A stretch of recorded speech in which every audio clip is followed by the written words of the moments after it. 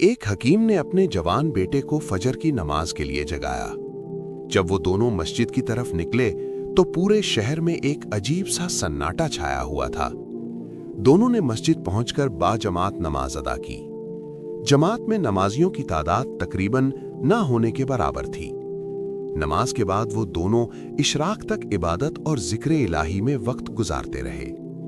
जब इशराक की नमाज के बाद बाप और बेटा मस्जिद से बाहर निकले तो देखते हैं कि दुनिया जाग रही है और हर तरफ लोग अपने कामों में मसरूफ हैं। ये मंजर देखकर जवान शख्स को बहुत दुख हुआ और बोला, अब्बू जान, देखिए कितने बदनसीब लोग हैं। ये सब दुनिया की फिक्र में मशगूल हैं, लेकिन आखिरत की कोई फिक्र नहीं। नमाज के वक्त नींद नहीं छोड़ सकते, मगर 1 घंटे बाद दुनिया के हुसूल के लिए अपने घरों से निकल आए हैं। ये सुनकर हकीम को बहुत बुरा लगा। वो अफसोस के साथ बेटे से मुखातिब हुआ, बेटा, तुम खुद इन तमाम लोगों से ज्यादा बदनसीब हो। बेहतर ये होता कि तुम नमाज ही न पढ़ते। तुमने नमाज पढ़कर अल्लाह की मखलूक की गीबत की, उनको मगरूर कहा और खुद को उनसे बरतर समझा।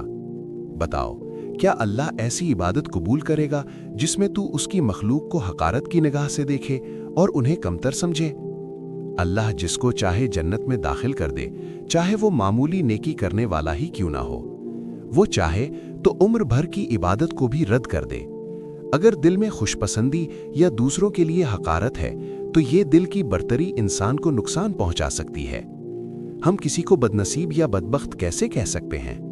हो सकता है उसकी मामूली नेकी अल्लाह के यहाँ कबूल हो जाए, या मौत से पहले वो तौबा करके हमसे ज्यादा मुत्तकी बन जाए।